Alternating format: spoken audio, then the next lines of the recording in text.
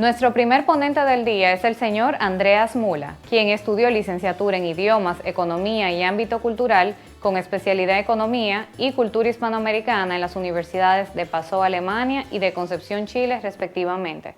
Desde octubre de 2003 vive en México y trabajó como asesor del Consejo Comercial de la Embajada de Austria antes de incorporarse en el año 2006 al equipo del Departamento de Economía y Comercio de la Delegación de la Unión Europea en México, donde fue agregado de cooperación comercial. Desde septiembre de 2011 es subdirector de la Cámara México-Alemana de Comercio e Industria AHK México Camexa. Desde el 2017, Andreas Mula es presidente del Comité de Gestión por Competencia de Energías Renovables y Eficiencia Energética y desde el 2013 es vicepresidente del Comité de Gestión por Competencias de Camexa. Hoy nos estará hablando sobre los diferentes modelos de educación dual en México. Muchísimas gracias, Heidi.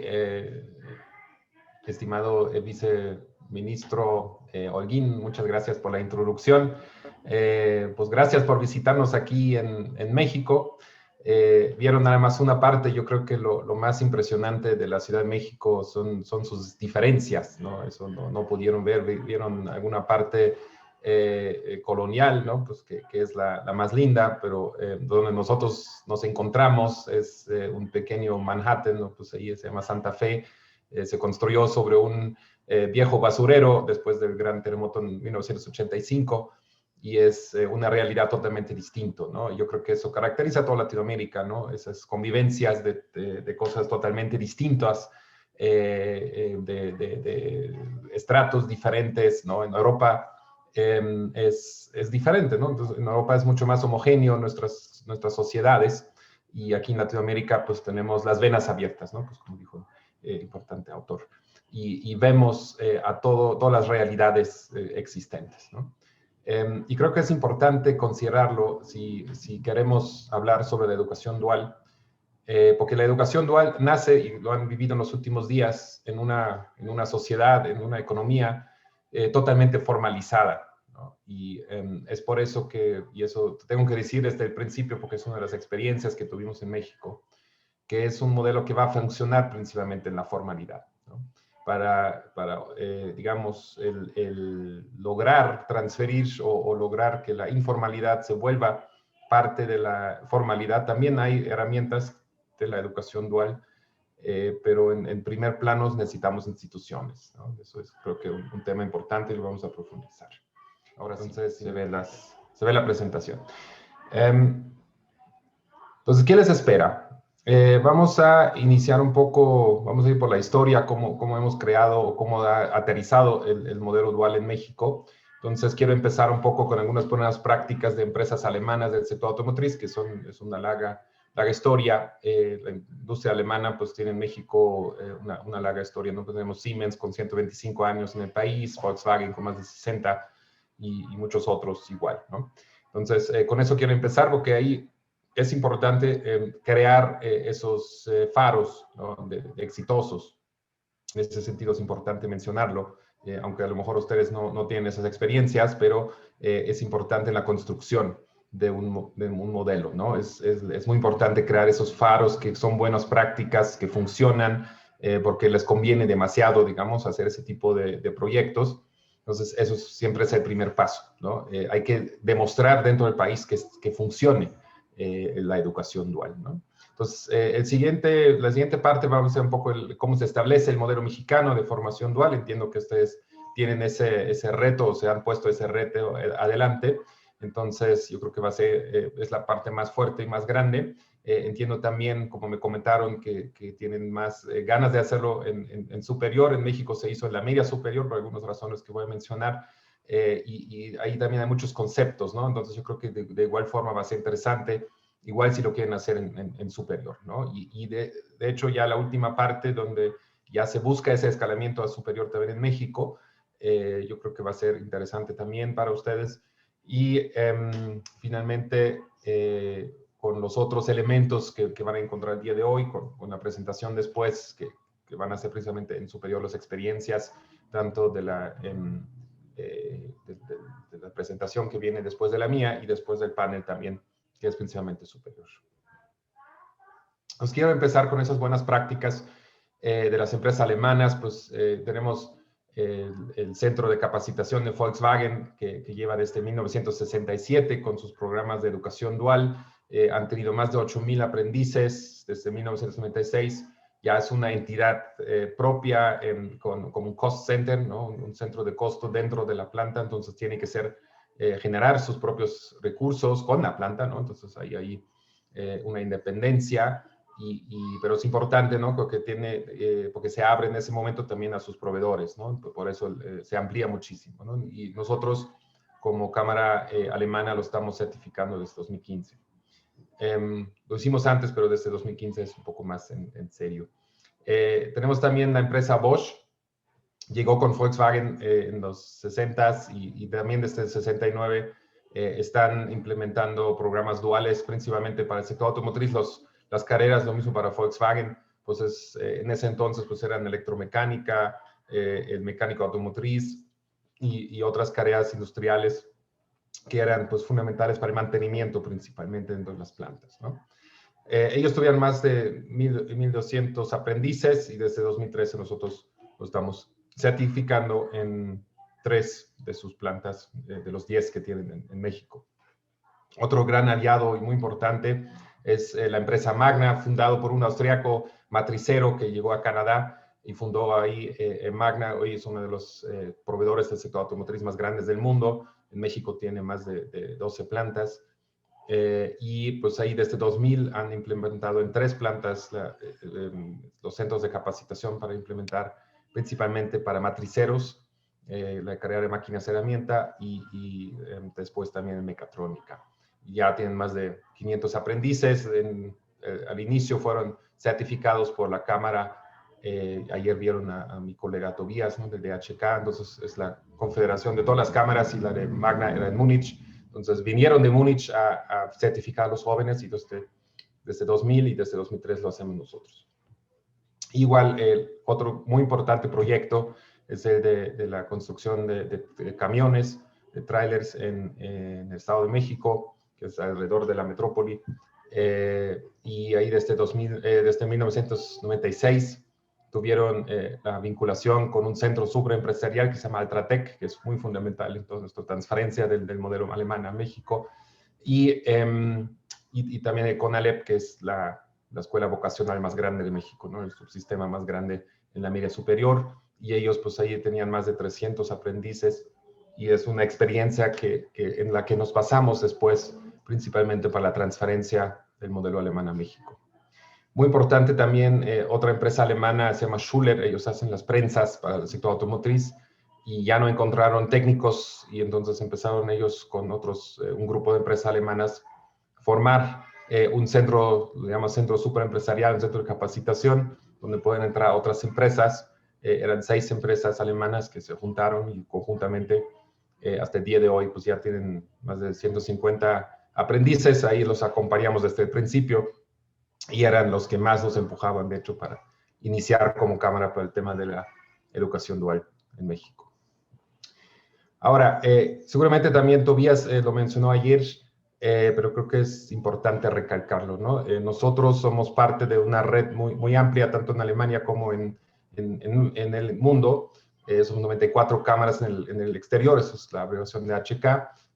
Y 79 cámaras de comercio e industria en Alemania, que son por ley los que tienen que implementar la educación dual, y el DHK en Alemania, que nos da la pauta de cómo implementar los diferentes modelos. Lo que vieron antes las empresas, con ellos estamos implementando el modelo alemán tal cual, nada más en el idioma español todo. Entonces, usamos los estándares alemanes, los tenemos que cumplir por lo menos al 80% en contenidos.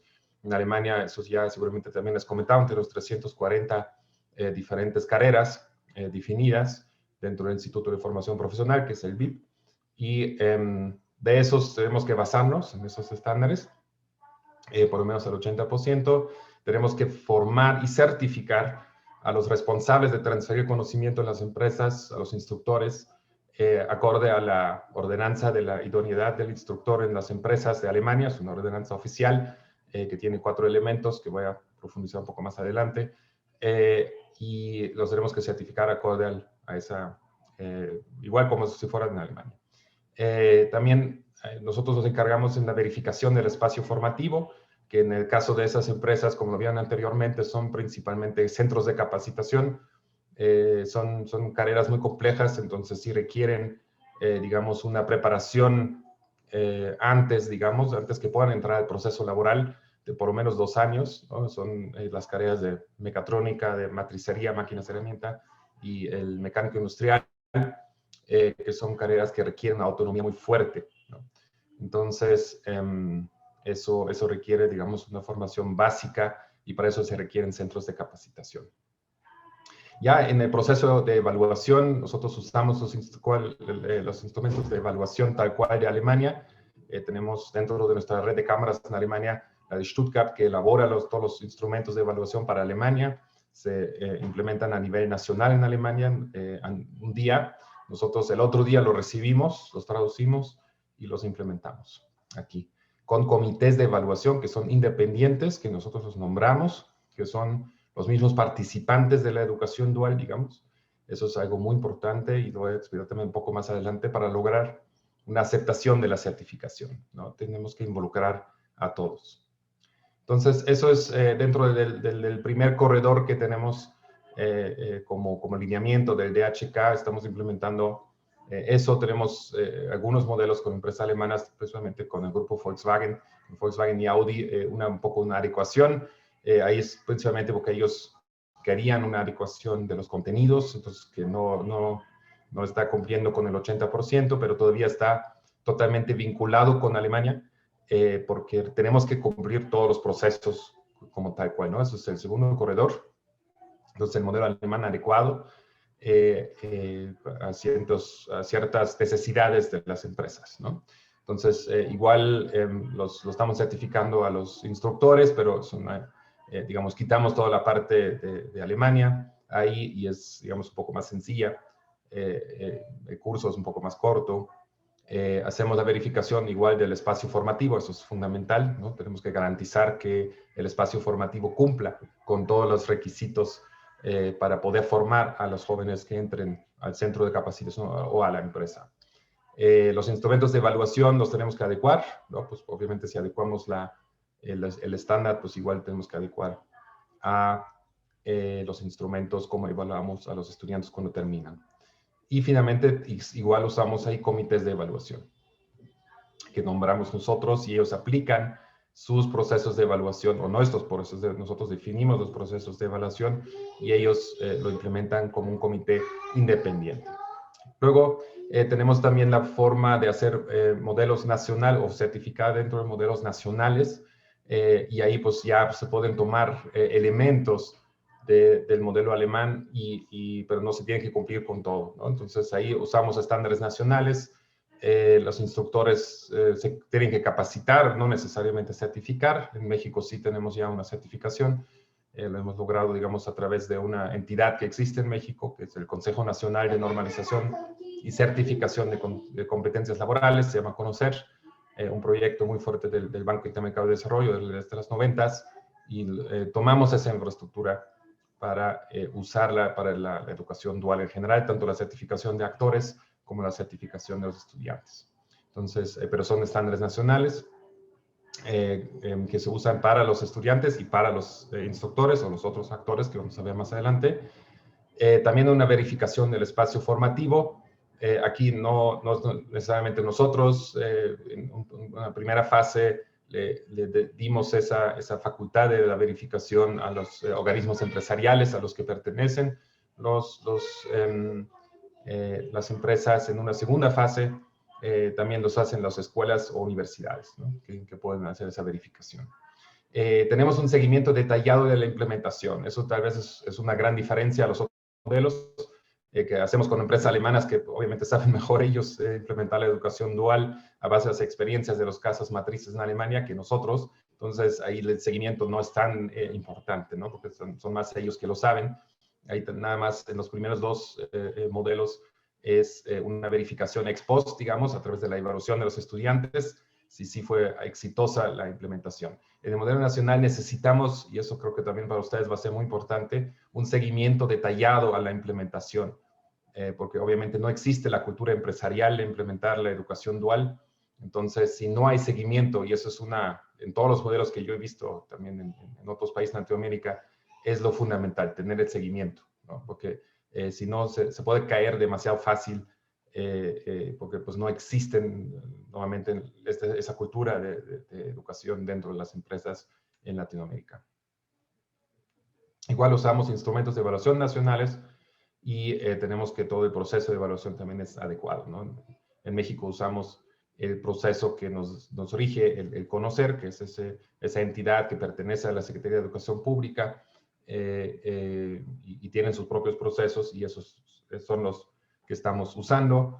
Estamos tratando en este momento construir un poco también con más elementos del modelo alemán que vemos muy pertinentes, y voy a explicar también un poco más adelante.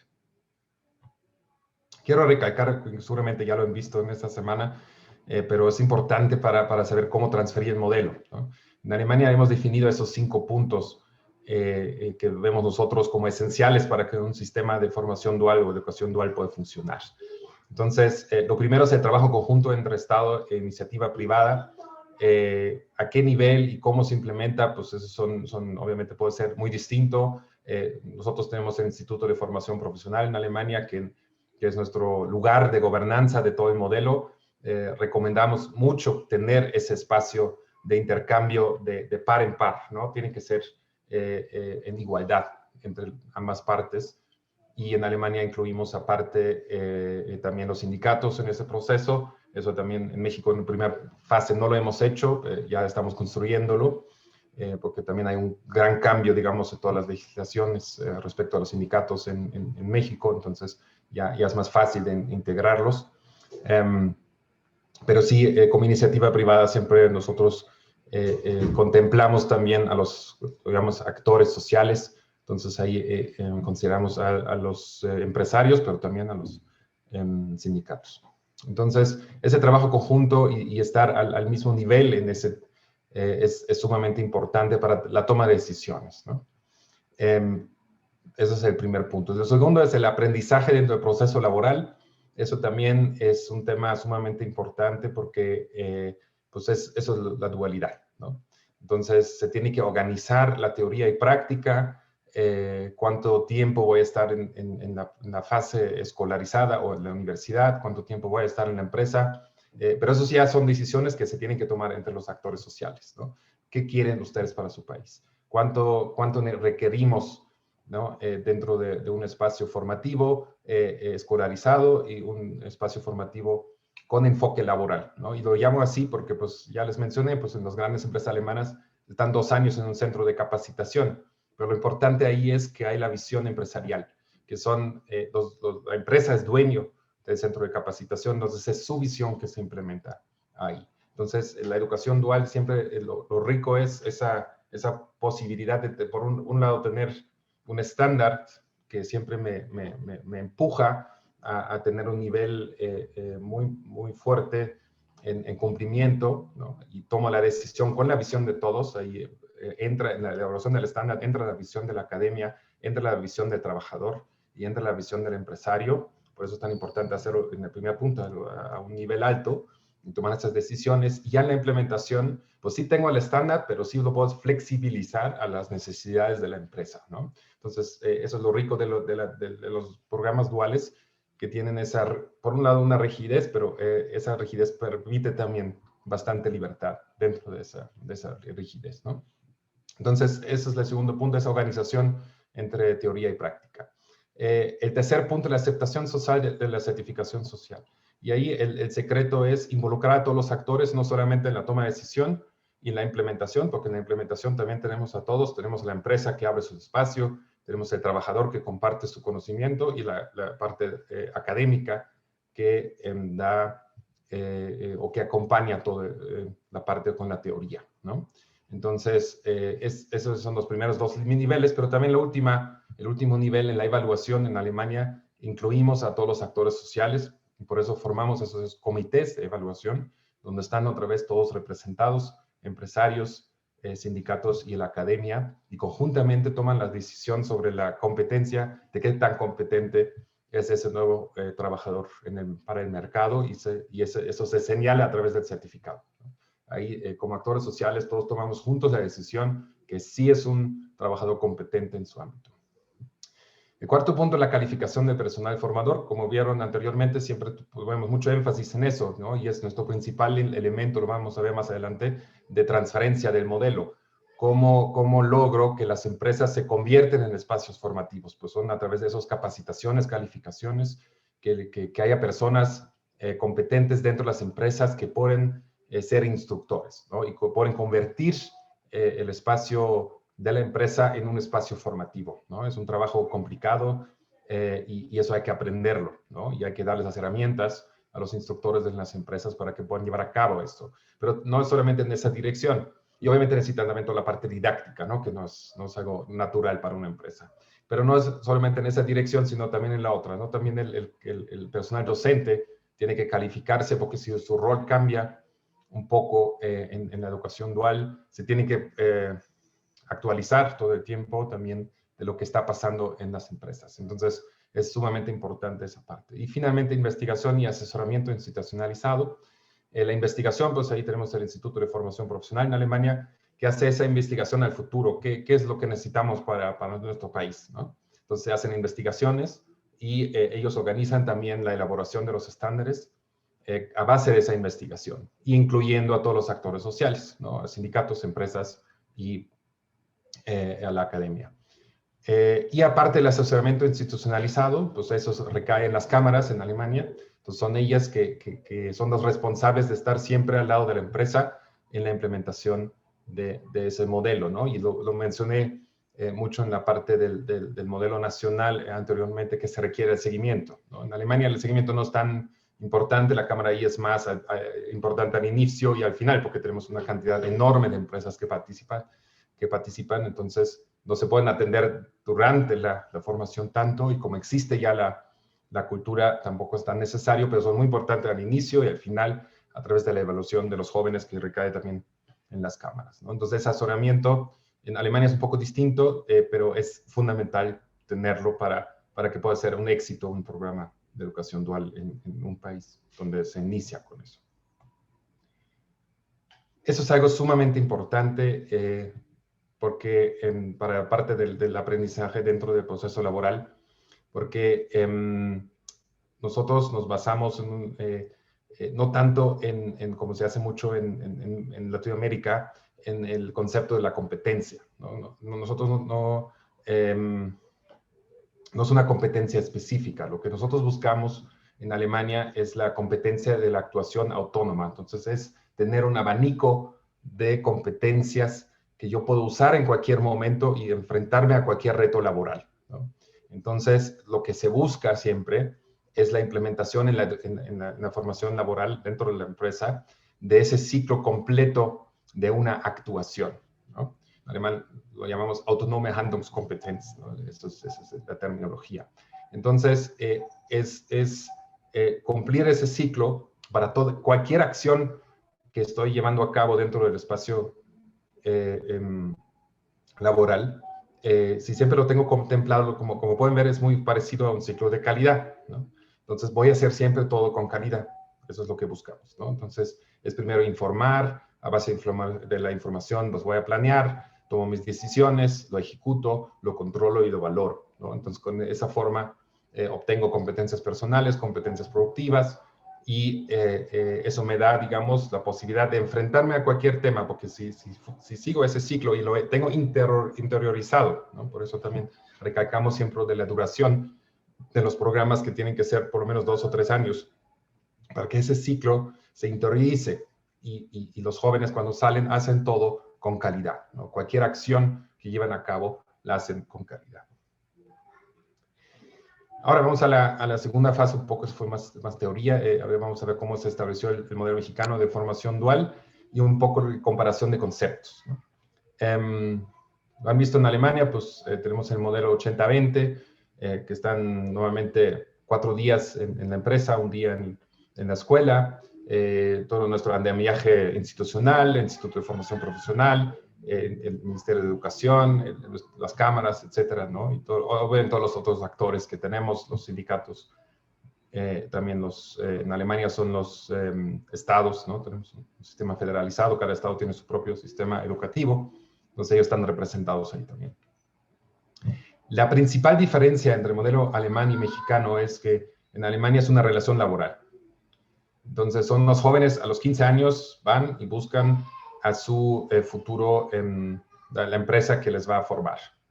Entonces es parte del proceso de maduración también, ¿no? Entonces si se requiere ese acercamiento, ese proceso de encontrarse, es un elemento importante, ¿no?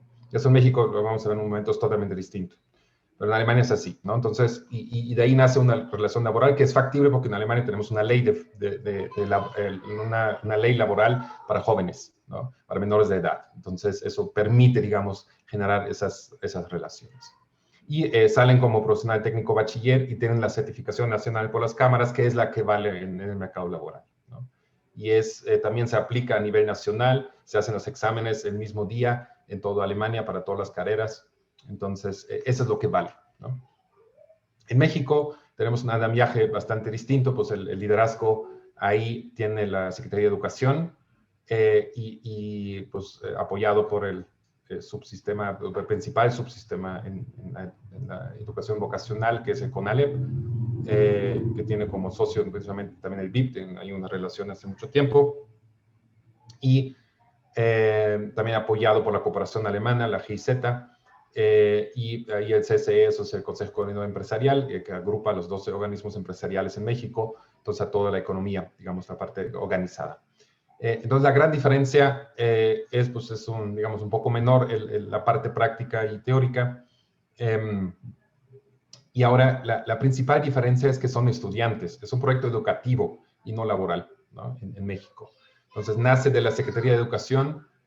No existe una relación laboral, se trata de toda forma, porque pues, es con la particularidad de México que una relación laboral siempre le espanta a los empresarios, entonces es meramente educativo. Entonces son estudiantes que ya llevan un año dentro de la escuela vocacional y se hace una preselección dentro de la escuela y esa preselección se le presenta a la empresa, normalmente son 3 estudiantes por cada puesto que ofrece la escuela y a base de eso, digamos, ayuda que haya más confianza, ¿no?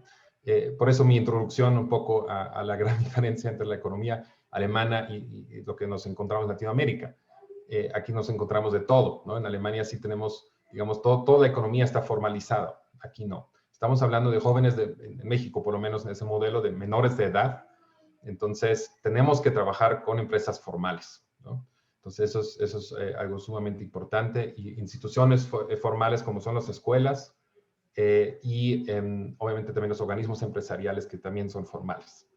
Entonces, en México contamos con toda esa infraestructura. En uno de los muchos Méxicos, pues es lo mismo como seguramente también en República Dominicana hay muchas diferentes realidades, pero digamos en todo ese México que está en el contexto de globalización internacional, producción, etcétera, y también dentro del mercado interno, que hay muchas empresas formales, pues sí, esos sí son aptos para esos modelos, ¿no? Pero no podemos trabajar porque como son menores de edad y están en su obligatoriedad escolar, porque desde 2012 en México es obligatorio la media superior, entonces no se puede trabajar con empresas informales, ¿no? Entonces eso tiene muchas implicaciones después.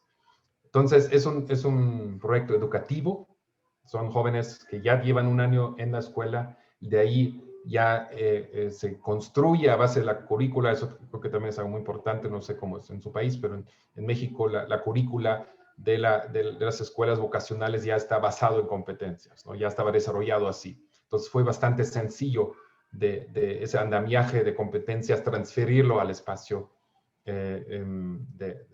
laboral y de las empresas, ¿no? Porque pues en vez de buscar la obtención de la competencia dentro de los módulos escolares, pues se transfiere y se trata de conseguir esas competencias dentro del espacio laboral. Ahí es muy importante considerar eso, ¿no? Lo que hicimos es transferir la currícula escolar a la empresa. Eso tiene sus riesgos, porque muchas escuelas luego no entienden y quieren o generan trabajo doble a los estudiantes, ¿no? Y se necesita una metodología que ya hemos desarrollado, que llamamos matriz de correspondencia, en donde ponemos las competencias que dice la currícula y buscamos en qué puestos de trabajo se pueden implementar o se pueden transferir esas competencias ya dentro de la empresa. Entonces, que no sea un trabajo doble, ¿no? Eso hemos visto en la transferencia como un riesgo que deberían considerar ustedes cómo prevenirlo. De que las escuelas después como que quieren el trabajo doble, no le confíen a la empresa que hay ahí la obtención de la competencia, entonces le piden trabajos extras a los estudiantes. Y eso no es el objetivo es buscar que sea complementario y no un trabajo extra, ¿no?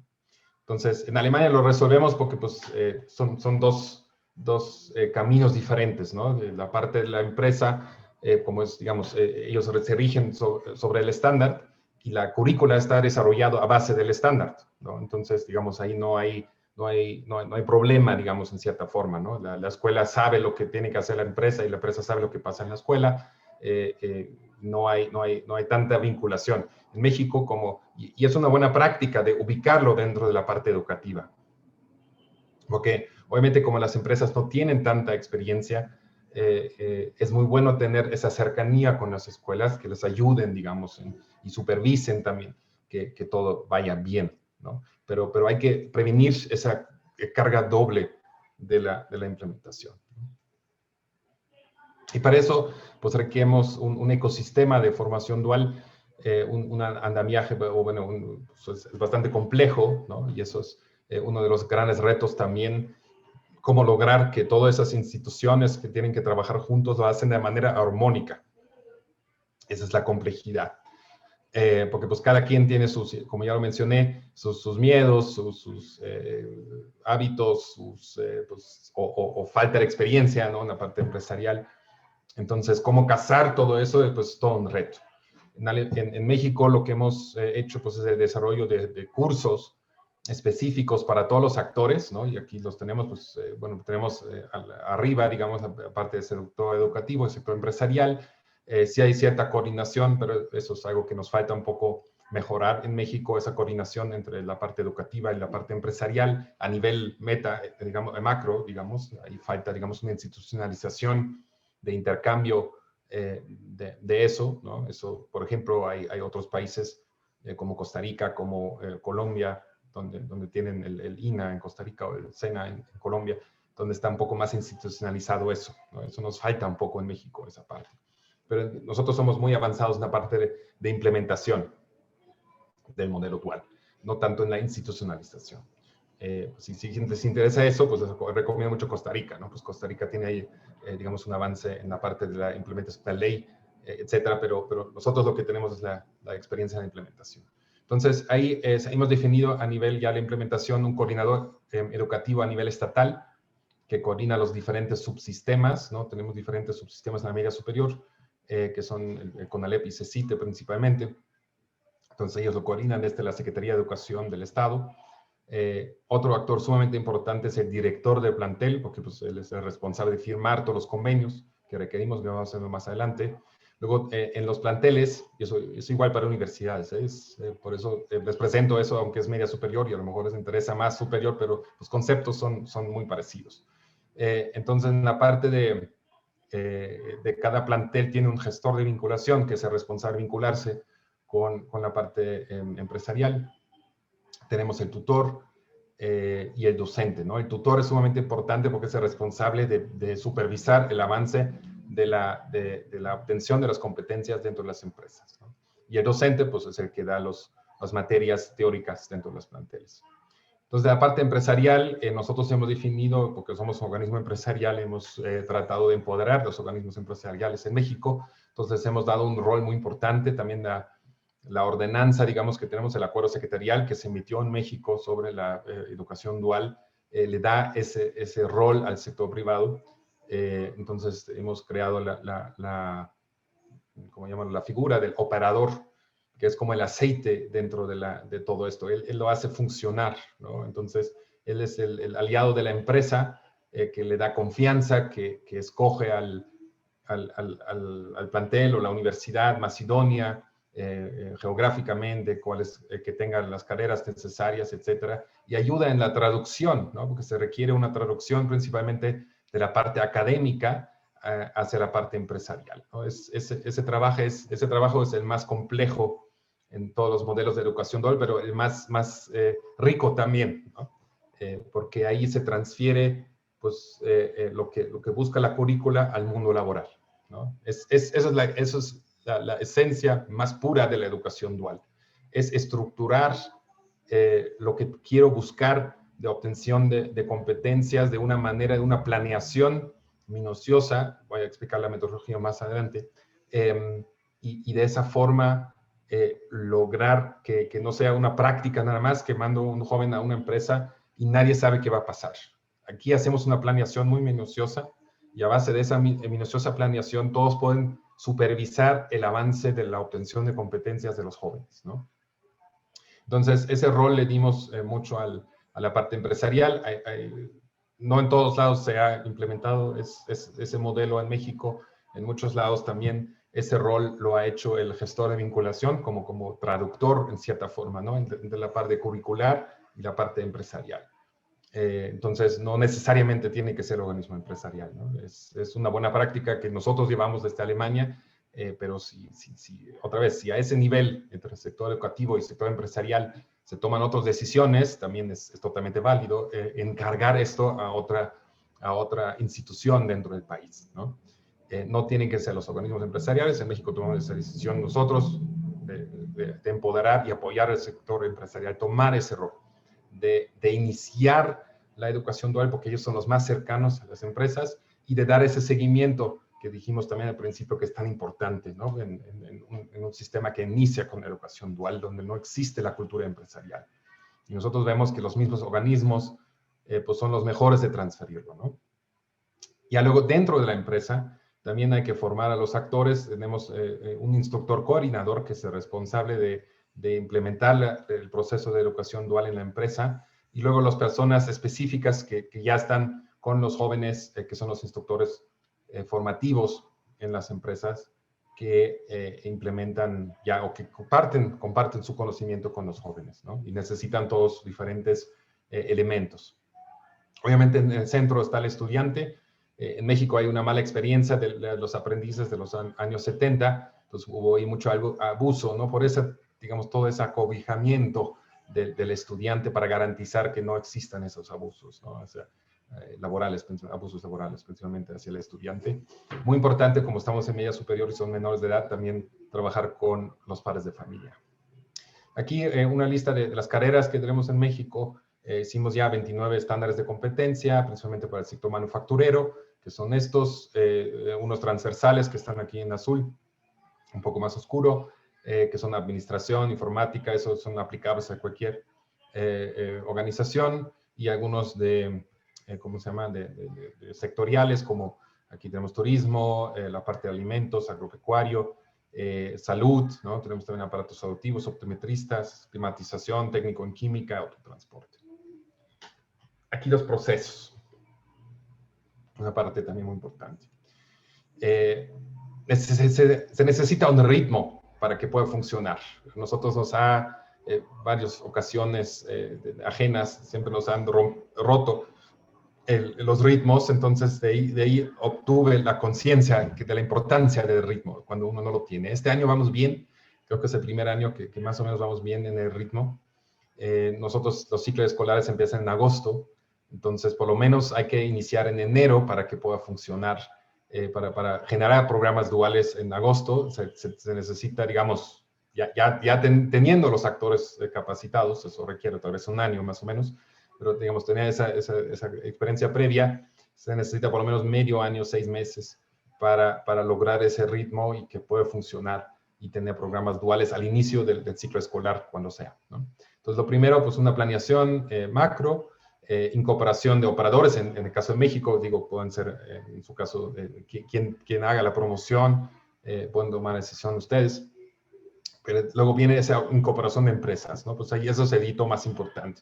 Entonces ya cuando tengo las empresas interesados, haya sido como haya sido, de cómo lo hayan sensibilizado anteriormente a través de organismos empresariales, escuelas, gobierno, quien lo quiera hacer, pero pues ya teniendo las empresas, pues ya sé dónde están, entonces necesito una georreferenciación de dónde están los planteles o universidades más cercanas. Entonces con ellos se inicia la incorporación de instituciones educativas, ellos hacen esa selección de estudiantes, lo implementan, elaboran los programas de formación dual, eso voy a explicar un poco más adelante. ¿Qué es eso? Porque otra vez es esa espina dorsal de la educación dual.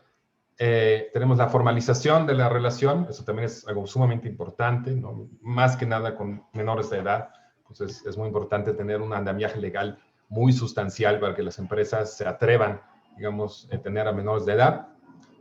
Luego viene la parte de realización, que son en México 1 o 2 años. Durante ese tiempo se da un seguimiento y control de la formación dual muy minucioso, y al final el proceso de evaluación y certificación. Entonces, ¿qué es ese programa de formación dual? Pues nosotros hemos elaborado estándares de competencia, esos eran los 29 que les enseñó antes, que son como los 340 que les dijeron seguramente ahí cuando estuvieron en Alemania. Entonces, a base de eso, se genera, o puede ser también la currícula, ¿no? Al inicio en México hemos usado la currícula porque ya estaba basado en competencias. Entonces, se toma esto y ahora aquí está la metodología. Se generan o se convierten los puestos de trabajo dentro de la empresa, se convierten en puestos de aprendizaje. Pues, ¿cómo le hago? Entonces, nosotros usamos una metodología que se llama matriz de correspondencia. Entonces, pues pongo las competencias que requiero obtener o que quiere obtener el estudiante y pongo puestos de aprendizaje que tiene la empresa y ya veo cómo los puedo juntar, ¿no? Entonces, a veces en un puesto de aprendizaje puedo obtener 3 o 4 competencias también, ¿no? Eso hay que definir ahí. Entonces, ya hago la definición de los puestos de aprendizaje. Entonces, tome el ejemplo de un hotel, ¿no? Pues tengo ¿cómo se llama? La recepción. En la recepción, pues tengo un proceso de venta, tengo un proceso de comunicación efectiva que puedo obtener ahí. Puedo tener también pues todo el proceso ¿cómo se llama? De hacer una reservación, etcétera, ¿no? Esas son competencias que puedo obtener dentro de ese puesto de aprendizaje. Entonces, pues, esos son mis objetivos que voy a buscar en ese puesto de aprendizaje. Luego, pues, necesito un responsable, eso es el instructor. El instructor tiene que ser capacitado, ¿no? Necesita sus herramientas didácticas para poder transferirlo. Entonces, defino el nombre, ¿no? ¿Quién es el responsable de transferir al joven esas competencias? ¿Qué materiales voy a necesitar, ¿no? En la recepción es fácil, pues necesito un teléfono, necesito un desk, y ya, ¿no? Unas plumas, ¿no? Eso ya son materiales. Eso ya es un poco más complejo si tengo alguien que tiene que aprender a CNC, ¿no? Pues ya necesito una computadora para hacer diseño, necesita la CNC, necesita material, metal, ¿no? Pues eso es el reto que tenemos principalmente en México, ¿no? Pues tenemos muchas universidades con CNCs que no se han usado en años. ¿Por qué no? Porque no tienen un instructor capacitado, por eso lo transferimos a la empresa, porque en la empresa sí hay alguien que sabe usar la CNC. Y el segundo, no tienen metal, no tiene presupuestado, les dieron créditos del Banco Mundial para comprar la CNC, pero nadie les presupuestó los $4,000 para tener suficientemente metal que meter a la máquina para poder hacer los aprendizajes. Y eso también tiene la empresa, ¿no? Entonces, ese es el tema, por qué lo estamos transfiriendo a la empresa. Y eso se define dentro del puesto de aprendizaje. Entonces, otro tema importante, ¿cuánto tiempo se va a quedar ahí, ¿no? Para obtener la competencia. Entonces, ya luego se hilan se hace una secuencia de esos diferentes puestos de aprendizaje y esa secuencia lo llamamos plan de rotación. Y ese plan de rotación ya se convierte, y ahí es el andamiaje de convenios, ¿no? Tenemos un convenio de colaboración que es más general entre las instituciones participantes, y ya un convenio de aprendizaje, y ahí se vuelve anexo el plan de rotación. Y obviamente el plan de estudio también, ¿no? Y ahí casamos y generamos el programa de educación dual, a base de la malla curricular y el estándar de competencia. Bueno, aquí están otra vez un poco más explicado, ¿no? Eso ya lo expliqué. Otro elemento sumamente importante es el seguimiento, ¿no? Y ahí hemos usado una herramienta medieval de la educación dual, que existe desde la Edad Media, que es el reporte semanal. Entonces, cada semana los jóvenes tienen que elaborar un reporte sobre lo que han aprendido en la semana. Y eso lo usamos en México. En Alemania no tiene mucha importancia, eso todavía existe, pero es más bien una herramienta de trazabilidad, ¿no? Si en la evaluación al final algo sale mal, pues uno tiene los reportes semanales para ver qué no aprendió, ¿no? Y quién tiene la culpa, ¿no? En cierta forma, quién no lo aprendió, si es el estudiante o la empresa no se lo enseñó. Entonces, en Alemania existe, pero es nada más una herramienta de trazabilidad ex post. En México lo hemos usado como un elemento básico para lograr que la institución educativa pueda vigilar lo que pasa en la empresa, ¿no? Entonces, está elaborado por el estudiante, aprobado por el instructor. El contenido son las competencias adquiridas por el estudiante durante el tiempo determinado, aquí es una semana, y la funcionalidad en México es la bisagra entre plantel escolar y espacio formativo de la empresa. Entonces, eso le da el chance al tutor que supervisa el avance de adquisición de competencias del joven en la empresa, le da el elemento para poder hacerlo, ¿no? Entonces tenemos sistemas donde se suben, un sistema en una plataforma, se sube el reporte semanal y el tutor académico tiene acceso y a base de eso pues pone sus calificaciones que tiene que poner dentro de su sistema de la escuela. Ahora, eso hacemos en nuestras capacitaciones mucho, tratar de diferenciar qué es formación dual, qué es y qué no es. Entonces, la gran diferencia a prácticas profesionales, becarios, servicio social, que son elementos de vinculación que ya existen en México, la gran diferencia es que estas no cuentan con ese plan de rotación, ¿no? El plan de rotación es la gran diferencia. Y la otra diferencia es la formación de los instructores. Entonces, nosotros garantizamos que hay un instrumento de trazabilidad o de vigilancia, digamos, de supervisión, y que el personal esté capacitado. No es mano de obra barata. Hay que invertir como empresa. Eso también hay que ser muy claros, ¿no? No es algo barato. Tiene grandes brincos de productividad con los cuales se paga. De hecho, estamos implementando ahora un estudio costo-beneficio en México, porque es muy claro, ¿no? Si uno lo pone a la luz, es muy claro que el beneficio es más grande. Y no es un trabajo en México, por lo menos, ¿no? Eso en Alemania es distinto, pero en México no es un trabajo, es un proyecto educativo. Es una opción educativa en México hablado por el gobierno mexicano y la cúpula empresarial. Es el desarrollo de un joven talento y la combinación de práctica y teoría en un esquema formativo aplicado en un ámbito profesional. Un poco, eso ya voy a ser rápido, el proceso de transformación o de transferencia. Iniciamos ahí en 2013, iniciamos con un proyecto piloto con lo que había. Eso también es, creo que, una experiencia muy importante. Hay que usar, por un lado, el que quiere y con lo que uno tiene, ¿no? Para generar lo que dije al principio, esos faros, ¿no? Donde sí funciona. Entonces, hay que ver quién quiere, quién no necesita y hacer ahí éxitos, ¿no? Que después podemos replicar. Entonces, en 2015 ya se emite el acuerdo secretarial, que es hoy nuestra base legal, se va a renovar pronto, pero actualmente pues, es en vigencia el 0615, si lo ponen así en Google lo van a encontrar, acuerdo secretarial 06-0615, y pueden ver cómo está regido, digamos, cuál es la legislación. Luego en 2016 inicia también en 2015 también el proyecto de la GIZ, que apoya fuertemente aquí en México. En 2016 también se suma los suizos, especialmente empresas grandes como Nestlé, ¿no? Es ahí muy importante. Entiendo que ustedes también tienen Nestlé en su país, puede ser un precursor muy importante, ¿no? Acérquense a ellos, ellos tienen mucha experiencia. Puede ser uno de esos faros y hitos importantes y pueden recargarse en la experiencia de México.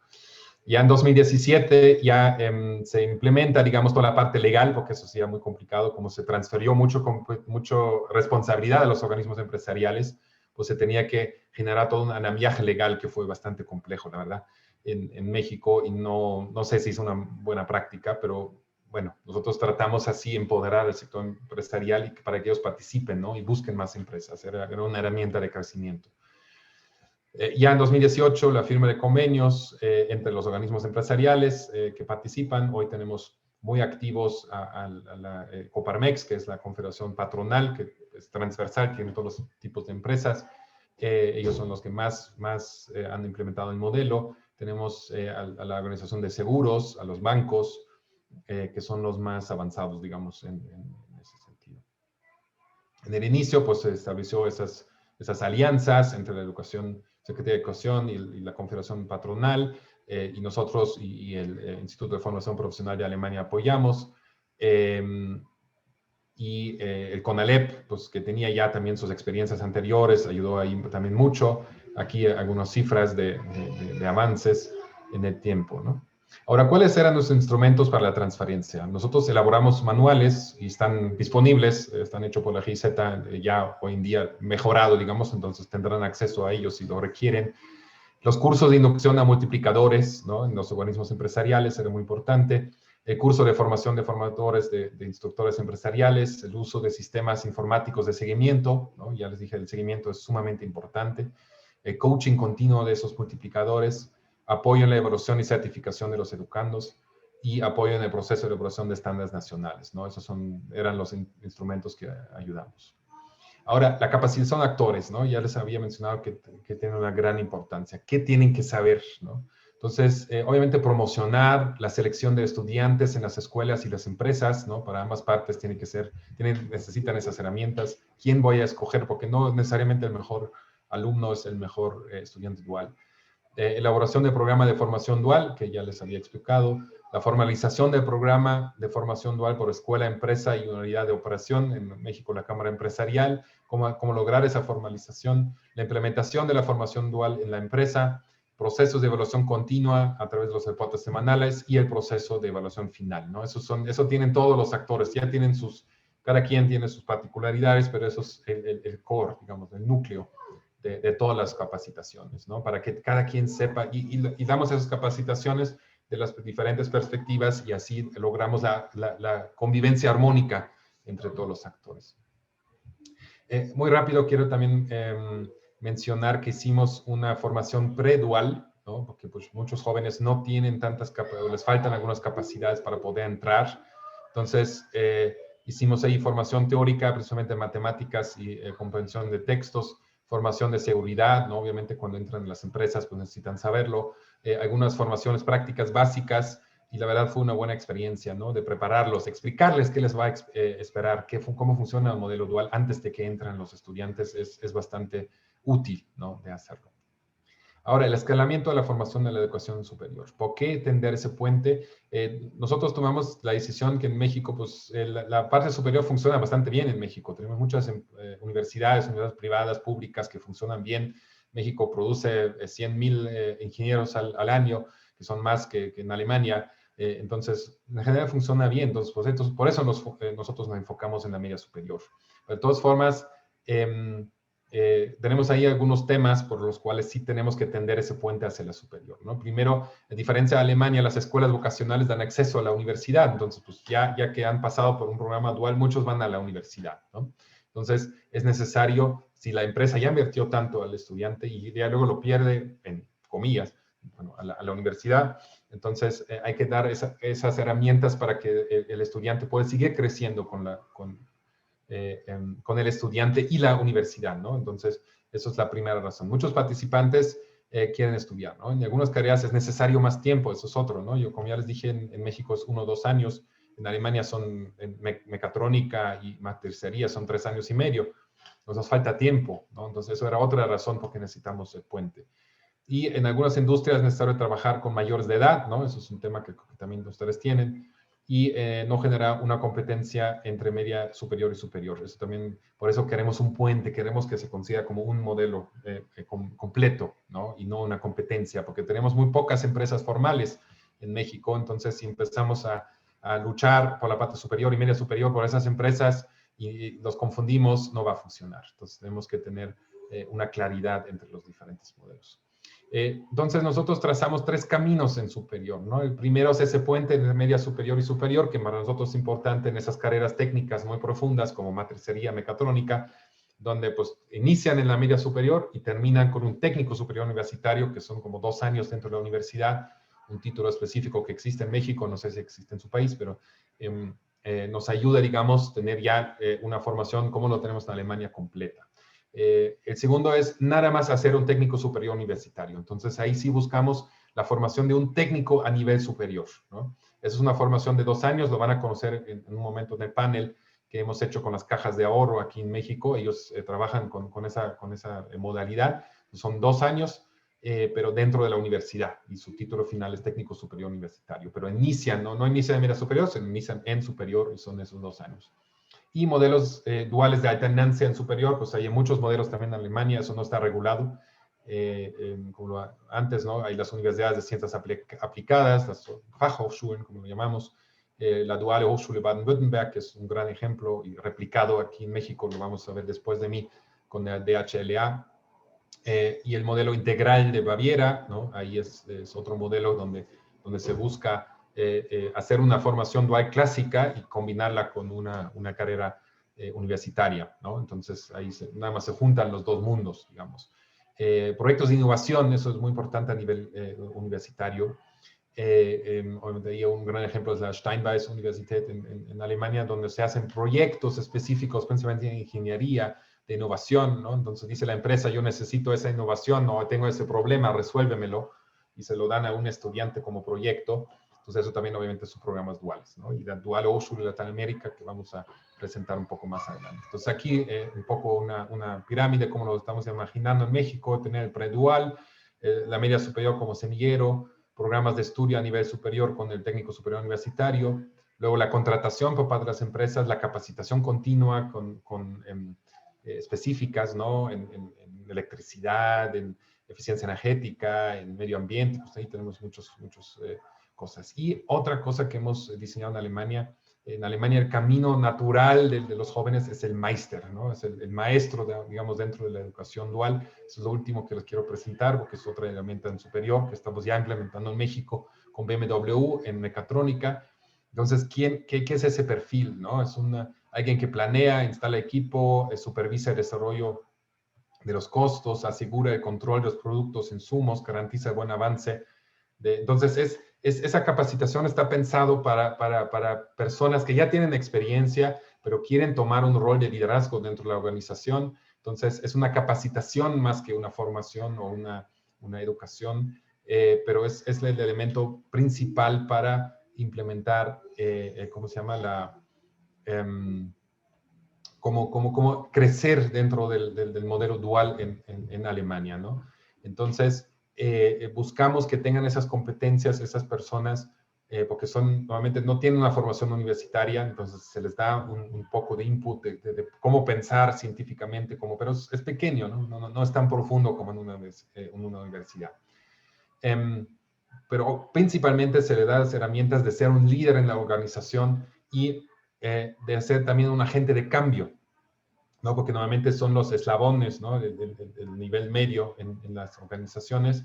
Entonces, ellos tienen que implementar la visión de la dirección general. Es digamos, un perfil bastante importante en México, que tenemos mucha producción. Pero no solamente tiene eso, y por eso lo menciono aquí, porque, digamos, eso es una parte industrial. Si vamos a la parte de oficios, de hecho, es el motor de la generación de pymes en Alemania, ¿no? Ese perfil del Meister, porque son los jóvenes que van por una formación dual, entonces ya tienen mucho conocimiento básico de su profesión. Entonces, con el Meister se les da, digamos, todas las competencias también de emprendedorismo, de profundizar en su ámbito y de cómo transferir su conocimiento. Y esas son las 3 competencias básicas para que yo pueda generar una empresa. Si yo tengo mis competencias básicas de emprendedorismo, como administración y todo eso, tengo un profundo conocimiento de lo que yo hago y tengo la capacidad de transferir mi conocimiento a otros, que son los elementos básicos para que yo pueda generar mi propia empresa, ¿no? Entonces, en Alemania, pues, de hecho, es obligatorio tener el título del Meister para poder abrir un negocio de plomería, de panadería, precisamente en los oficios, ¿no? Y pues ahí nacen todos los pymes en Alemania, ¿no? Pero, aquí, el perfil que les presento aquí es más en la parte industrial, ¿no? Pero ahí es esa persona fundamental de supervisión en medio del management de las empresas, ¿no? Y aquí, pues, todo la parte del formador, ¿no? Una capacitación de 940 horas, más o menos, lo hacemos durante un año. Trabajan 4 días y el viernes y el sábado estudian esa parte. Ya la ofrecemos también online, pero en la práctica seguimos en vivo. Quiero explicar rápidamente el encargo empresarial, porque es una herramienta en la parte superior, si tienen un programa de alternancia, muy útil, ¿no? Nosotros que hacemos es, les obligamos a los jóvenes de que al inicio de iniciar, esa es como un tipo de SINA, sobre un proyecto específico de mecatrónica en la empresa, entonces les pedimos al inicio una hoja donde describen el proyecto para que yo pueda ponderar, digamos, eso es lo parecido al reporte semanal en el otro modelo, ¿no? Que es un poco más, con el plan de rotación es algo un seguimiento muy minucioso, que es importante si forma un técnico. Si ya forma un ingeniero, no necesito esa supervisión tan minuciosa, pues necesito otra herramienta en esos programas de alternancia, donde no necesito estar todas las semanas ver qué está haciendo, pero tal vez una o dos veces al inicio y una o dos veces durante el proyecto, que puede durar 3 meses, y al final. Entonces, la metodología que hacemos es al inicio, pues les pedimos una ficha técnica de su proyecto, donde podemos ver si sí están cubiertos todas las competencias que tiene que hacer dentro de ese proyecto. Entonces, esa ficha se hace entre un mentor o un instructor dentro de la empresa y un académico, el tutor, y conjuntamente pues verifican que sí están todas las competencias. Mentor y tutor acompañan al estudiante durante la elaboración del proyecto y se evalúa al final a través de un comité si sí está, digamos, cubierto todas las competencias y si ha adquirido todas las competencias en general. Entonces ya, con eso termino. Yo creo que ya me pasé un poco de tiempo, pero pues es mucho que ya se ha desarrollado. En México, con mucho gusto estoy a sus órdenes para preguntas.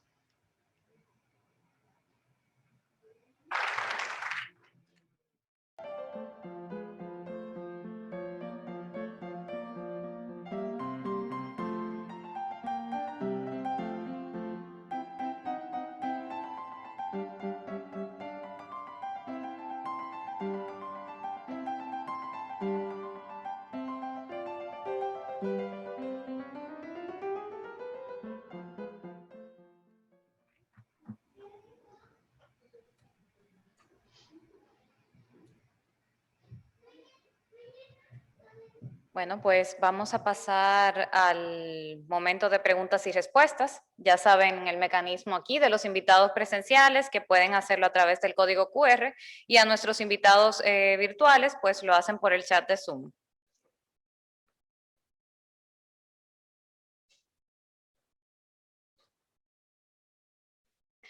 Vamos entonces con la primera pregunta. Tenemos de María Cristina, nos pregunta, cuando se refiere a la comparación de conceptos directamente en la parte donde menciona profesional técnico bachiller, ¿en qué nivel del marco de cualificaciones se encuentra? En Europa es a nivel 5. El Meister ya es a nivel 6, reconocido, ¿no? Dentro del marco europeo. Pero es mucha discusión también en Alemania, ¿no? Si ya un Meister se puede considerar un bachelor, ¿no? En el sentido de como lo tenemos en Europa, ¿no? Hay mucha discusión, porque obviamente le falta mucho en la parte académica, ¿no? Es una herramienta de crecimiento dentro del ámbito laboral, ¿no? Pero sí es luego importante que se les dé ese reconocimiento para que sí puedan también crecer, ¿no? En el ámbito académico y que un máster con mucha experiencia laboral, pues ya después puede hacer un máster, ¿no? Pero obviamente los técnicos que salen en México, pues esa es la finalización de la media superior, a lo mejor fue esa la pregunta también, ¿no? En el modelo que yo expliqué principalmente. Ya después es el técnico superior universitario, que es una herramienta principalmente que en México había mucha deserción, ¿no? Entonces, para que los jóvenes que salgan antes y no terminan, concluyen su ingeniería o otra carrera, tengan por lo menos ese título, ¿no? También estuvimos discutiendo mucho si eso sirve para la educación dual, porque no están diseñados específicamente para la educación dual, ¿no? Eso es en general una gran pregunta. ¿Con qué empiezo? ¿No? Y ahí siempre tomo el modelo de Costa Rica y el modelo de México. En Costa Rica pues iniciaron a hacer una ley excelente, una excelente ley, pues obviamente ya cuentan con el Instituto Nacional de Aprendizaje en Costa Rica, que es digamos que ayuda muchísimo porque ya es una institucionalización de la triple hélice, donde es una institución que puede dar seguimiento, no ese seguimiento que recalqué tanto también, pero les ha faltado iniciar, ¿no? Y en México hemos iniciado, ¿no? Con lo que teníamos. Entonces, iniciamos con una currícula existente, la transferimos al espacio laboral, con esas metodologías que les mencioné, ¿no? La matriz de correspondencia, y la generación de puestos de aprendizaje, el plan de rotación, que esos son los elementos básicos que permiten, digamos, iniciar luego, ¿no? Y eso es lo que yo creo que sí caracteriza a México, pues que sí tenemos esa experiencia ya operativa, ¿no? De la cual se puede aprender. Perfecto, gracias. Pues tenemos otra pregunta. ¿Cuál es el nivel de aceptación de la formación técnica en México y cómo se ha fomentado su importancia entre los jóvenes? Los jóvenes nunca han sido un cuello de botella, ¿no? El cuello de botella son las empresas, primero porque hay, ya lo recalqué también, hay pocas formales, ¿no? Y requerimos formales porque estamos en media superior hablando de la obligatoria escolar y menores de edad. Entonces, tienen que ser empresas formales y en porcentaje es pequeño, ¿no? La mayoría de las empresas son informales en México. Pero sí existen también bastantes formales, digamos, y en ese ámbito nos estamos moviendo. Los jóvenes lo han aceptado muy bien, ¿no? Entonces ahí no veo el cuello de botella porque sí lo ven como una gran oportunidad de poder entrar a empresas grandes que sí lo ofrecen, ¿no? Pues participa Siemens, participa Bosch, muchas empresas grandes mexicanas como Nemac, como Metalsa, como que son empresas muy importantes, o de otros países, pues está Nestlé, está General Motors. Entonces, pues es una gran oportunidad para los jóvenes entrar en ese tipo de programas y poder entrar a esas empresas grandes y tener esas experiencias. Entonces, eso nunca ha sido un cuello de botella por parte de los estudiantes. Donde más, pues nuestra dificultad principal es encontrar empresas que pueden participar. Y quiero recalcar, perdón porque mencioné tantas grandes, funciona también perfectamente en pequeñas empresas. Quiero mencionar un ejemplo muy importante de una empresa, aunque sí es grande, pero son vendedores de pintura. Entonces, ellos implementaron la carrera de administración de un año con el CONALEP y dejan rotar al estudiante en todas las áreas, en la parte de venta, en la parte de compra, almacén, y lo han hecho después, entonces una pyme al final de cuentas, ¿no? Que es una gran empresa en general, pero ellos trabajan nada más dentro de una sucursal de venta de pintura. Y lo han hecho saliendo de la media superior, entonces a sus 18 años los han hecho gerentes de las tiendas y han tenido un éxito increíble, ¿no? Que han superado los ventas por mucho más, porque conocen toda la organización, ¿no? Entonces también es un programa que no los quieren espantar con los grandes nombres que a lo mejor no están en su país, pero también es muy útil en pequeñas y medianas empresas. Gracias. Una pregunta más. ¿Cuáles conocimientos previos necesita un estudiante de un programa dual? Pues obviamente, pues lo clásico, el entendimiento de lectura, ¿no? Entendimiento de texto, porque pues si no se les puede dar una instrucción y la entienden, pues ahí es un problema grave dentro del proceso laboral, donde todo tiene que ser un poco más rápido. Obviamente, todos los conocimientos básicos matemáticos, pues también son importantes más en las carreras un poco más técnicas, ¿no? Pero también administración, etcétera, ¿no? Si tienen que calcular nómina o cosas así, pues también lo requieren. Entonces, eso hay que asegurar que lo tengan como base. Y el otro es la disposición. Yo creo y eso es lo que más se mide en todos nuestros procesos de selección, tanto en las escuelas como ya después en las empresas, o damos esas recomendaciones en nuestros cursos, que reciban, digamos, o que los estudiantes tengan ganas, ¿no? Porque si no tienen ganas y están nada más de mala gana en la empresa, pues no van a aprender y la empresa se va a desencantar con el proyecto. Entonces, eso es mucho más importante que buenas calificaciones, ¿no? Es la actitud y las ganas del estudiante de que le gusta esa parte, ¿no? Entonces, sí es tal vez también importante tener antes una parte de motivación vocacional, ¿no? De medir antes para qué es apto el estudiante, para que no se meta a algo que después va a estar frustrado, ¿no? Entonces eso creo que es lo importante. Muchas gracias. Nos pregunta Catherine. En los programas de media superior y superior, ¿participan universidades privadas? ¿Quién pagaría la porción académica? Esa pregunta la voy a dejar a las siguientes intervenciones. Ana Karen es parte de la Universidad Nacional de Desarrollo, Interamericana de Desarrollo en México, que es una universidad privada que implementa la educación dual. Entonces, ella les puede dar un poco más esa parte, pero obviamente tiene costos asociados, ¿no? No solamente la colegiatura, pues es la certificación, es el seguimiento, quién paga ese seguimiento, ¿no? Todo el tema de financiamiento es fundamental. ¿Quién paga las horas docente de supervisión del avance en la empresa? Todo eso sí hay que pensarlo bien, ¿no? Y eso en México, como corrimos sin prepararnos mucho y usar lo que haya, eso han sido temas, ¿no? El financiamiento, ¿no? Nosotros ahí dijimos, pues las empresas participantes financian principalmente el programa, ¿no? Y había becas por parte del gobierno federal aquí en México. Eso era el andamiaje más o menos, ¿no? Como hemos financiado todo eso. Y ahí pues se puede incluir la colegiatura, ¿no? Pero bueno, esa respuesta la dejo más a Ana Karen, que viene en un momento cómo lo están organizando, ¿no? Quién lo paga y además, pues en México están los estudiantes muy acostumbrados a pagar en universidades privadas, ¿no? Entonces se puede incluir ese componente, ¿no? Más fácil a lo mejor en Alemania. Alemania nunca jamás se podía pedir que un estudiante pague para un programa dual, ¿no? Ahí siempre las empresas pagan, pero es por tradición, ¿no? Que también se puede romper esa tradición, no es necesario. Gracias. También nos pregunta Luis Manuel que si la formación dual está normalizada bajo el Marco Nacional de Cualificaciones de México. Sí, porque está dentro de la media superior.